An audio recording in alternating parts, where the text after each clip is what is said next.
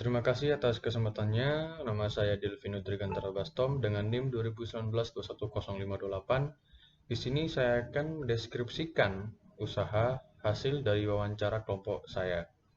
Untuk usahanya sendiri memiliki nama yaitu lapakjajan.id, bisa ditemukan di Instagram, yang dimana untuk lapakjajan.id ini termasuk jenis usaha dagang ataupun manufaktur yang berfokus pada jajanan tradisional.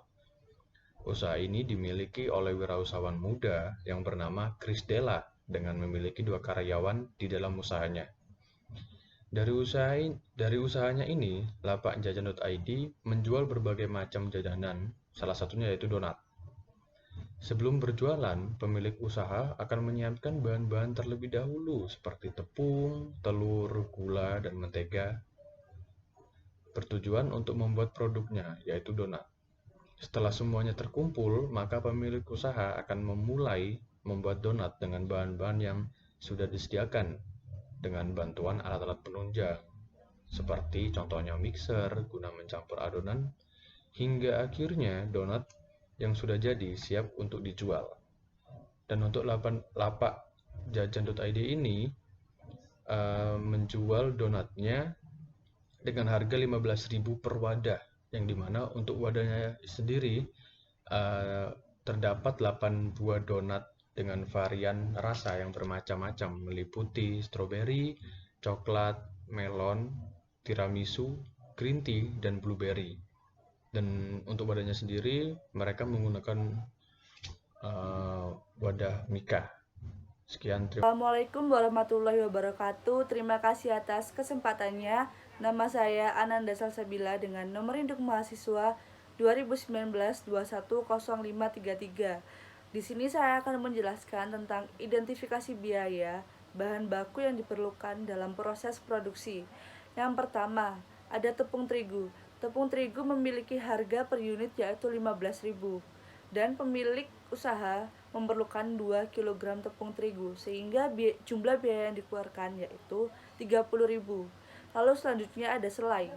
Selai dengan harga per unit yaitu 20.000 dan pemilik usaha memerlukan 6 jenis selai, yaitu yang pertama ada coklat, yang kedua melon, yang ketiga tiramisu, yang keempat green tea, yang kelima blueberry, dan yang keenam strawberry dengan jumlah biaya yang dikeluarkan yaitu 120.000. Yang ketiga ada gula salju. Gula salju dengan harga per unit yaitu 10.000 dan pemilik usaha memerlukan 0,5 kg sehingga jumlah biaya yang dikeluarkan yaitu 5.000. Yang keempat ada mika kemasan. Mika kemasan dengan harga per unit yaitu 60.000 dan pemilik usaha memerlukan 1 pak mika kemasan sehingga jumlah biaya yang dikeluarkan yaitu 60.000. Lalu yang kelima ada telur. Telur dengan harga per unit yaitu 22.000 dan pemilik usaha memerlukan 3 kg telur sehingga biaya yang dikeluarkan adalah 66.000. Lalu ada mentega. Mentega dengan harga per unit yaitu 10.000 dan pemilik usaha memerlukan 1 kg mentega sehingga biaya yang dikeluarkan yaitu 10.000. Lalu yang ketujuh ada pengembang kue. Pengembang kue dengan harga per unit yaitu 3.000 dan pemilik usaha memerlukan 5 pengembang kue sehingga jumlah biaya yang dikeluarkan yaitu 15.000. Lalu ada kantong plastik. Kantong plastik dengan harga per unit yaitu 20.000 dan pemilik usaha memerlukan 1 pak kantong plastik sehingga jumlah biaya yang dikeluarkan yaitu 20.000.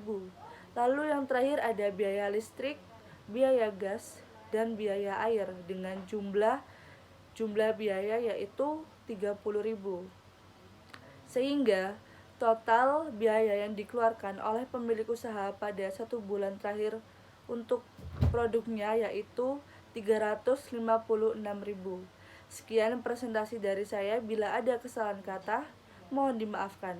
Wassalamualaikum warahmatullahi wabarakatuh. Terima kasih atas kesempatannya. Perkenalkan, nama saya Salma Diurama Prawesti dengan NIM 2019-210538.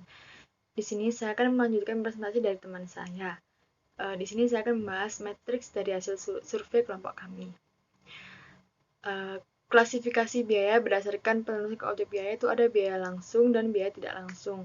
Lalu klasifikasi biaya berdasarkan perilakunya itu ada biaya tetap, biaya variabel, dan biaya semi variabel. Nah, di biaya langsung ini untuk biaya tetapnya tidak ada. Lalu untuk biaya variabelnya itu ada bahan-bahan seperti tepung terigu, selai, gula salju, dan telur. Mengapa bahan-bahan ini termasuk biaya variabel? Karena ini merupakan bahan utamanya untuk membuat donat.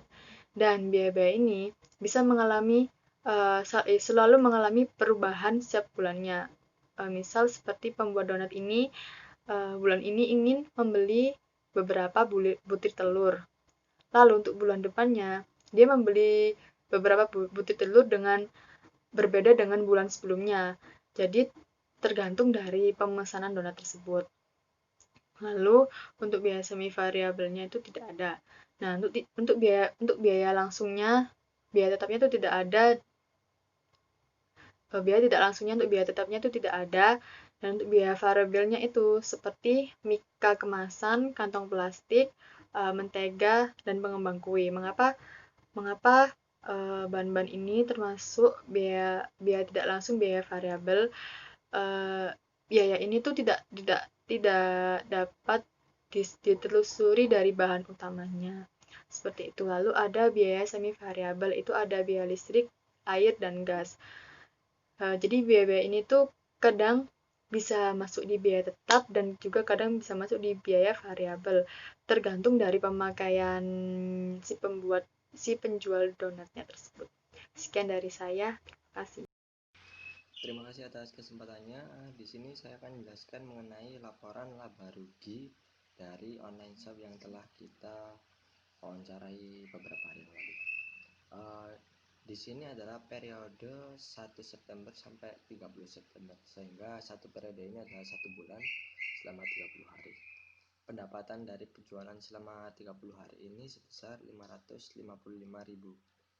Kemudian persediaan barang jadi awalnya adalah tidak ada, karena donat ini diproduksi ketika permintaan itu ada, maka persediaan barang jadi awal ini tidak ada.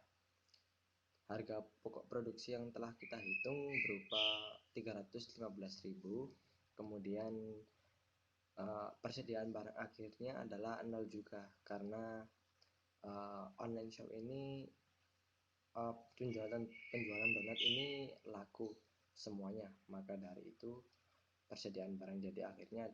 Assalamualaikum warahmatullahi wabarakatuh. Terima kasih atas kesempatannya. Nama saya Melia Rami Fatmawati dengan NIM 2019-210581. Di sini saya akan melanjutkan presentasi dari rekan saya mengenai laporan laba rugi.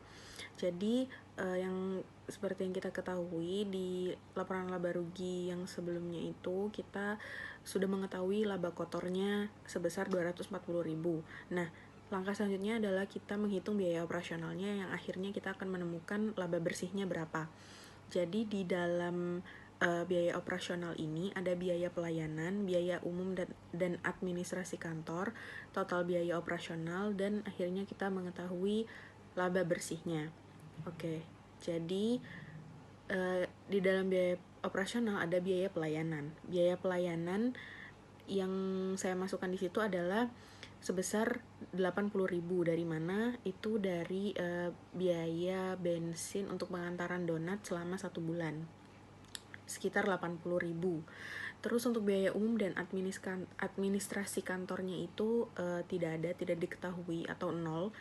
Jadi untuk perhitungannya biaya pelayanan dikurangi dengan biaya umum dan administrasi kantor. Nah, hasilnya itu akan menjadi total biaya operasional. Nah, hasilnya adalah 80.000. Nah, 80.000 ini untuk kita mengetahui hasil laba bersihnya, 80.000 ini kita kurangi dengan laba kotor. Jadi laba kotor yang tadi dikurangi dengan total biaya operasional. Hasilnya adalah 160.000. Jadi 160.000 itu adalah hasil dari laba bersihnya. Seperti itu. Sekian. Assalamualaikum warahmatullahi wabarakatuh.